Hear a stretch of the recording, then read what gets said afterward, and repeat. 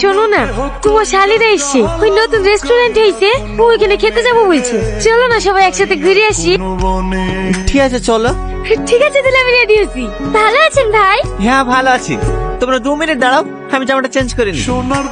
কি হলো ভাই, এক ভাই বোনের দিকে তাকিয়েছেন, একটু খাবারের দিকেও তাকান। আপনাদের আর কিছু লাগবে? বলো আর কি খাবা? না না ভাই, আমি আর কিছু খেতে পারবো না।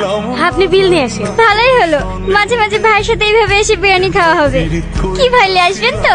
হ্যাঁ হ্যাঁ, তোমরা আবার শালি বলি কথা। বলছি খুব আর্জেন্ট, 500 টাকা ফোন পেবে ভাই? ফোন পে তো হবে না রে ভাই, বাড়িতে ক্যাশ আছে, তুই মাকে কি বলকা দিয়ে দেবে? আমি তো একটু বাইরে ছিলাম। কি হলো এখানে দাঁড়িয়ে কেন? এমনি। টাকা নাই? তোমার কাছে 300 টাকা গেলে দাও না, আমি বেতন পেলে তোমাকে দিয়ে দেবো। ছি টনি ছি, তুমি কি মানুষ বলো তো? তোমার একটা দায়িত্ব বলে জিনিস নাই। টাকা নাই আগে বলবা, আসতাম না। আসলে তোমার শখ করে বললা তো, তাই আর না করতে পারলাম না। থাক, অনেক শখ পূরণ করেছি, আর করতে হবে না। যাও বিলটা দিয়ে দাও গো। এত টাকা লাগবে না, 300 টাকা মতো দিলেই হবে। যা বলছে তাই করো। হ্যাঁ, যদি আমি টাকা না নিয়ে যেতাম তাহলে কি হতো? তোমার লেগে তো আমাদেরকে রেস্টুরেন্টে থালা বাসন মাজতে হতো।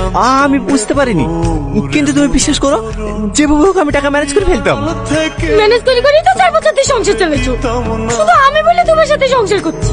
আমি জীবনে সব থেকে বড় ভুল করি, তোমাকে ভালোবাসি, তোমাকে বিয়ে করবো। সারাদিন বাড়িতে কাঠের পুতুলের মতো পড়ে থাকবো, মাকে সামলাও, গা ধোয়াও, খাওয়াও, এছাড়া তো আমার জীবনে কিছু নয়।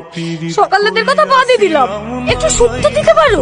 হ্যাঁ, আমি তো আপনার চেষ্টা করছি। যদি চাকরি না পাই তাহলে আমার কি করার আছে বলো? তোমার আবার কি করার থাকবে? তোমার কিছু করার মুরুদ আছে নাকি? মায়ের ওই 6000 টাকা পেনশন পাবো বলে মুখে ভাত ওঠে, নাহলে তোমার বসে থেকে পথে নামতে হতো।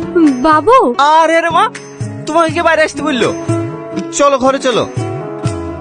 তোরা ঝামেলা করছিস? না না, ও কিছু না, ছাড়ো।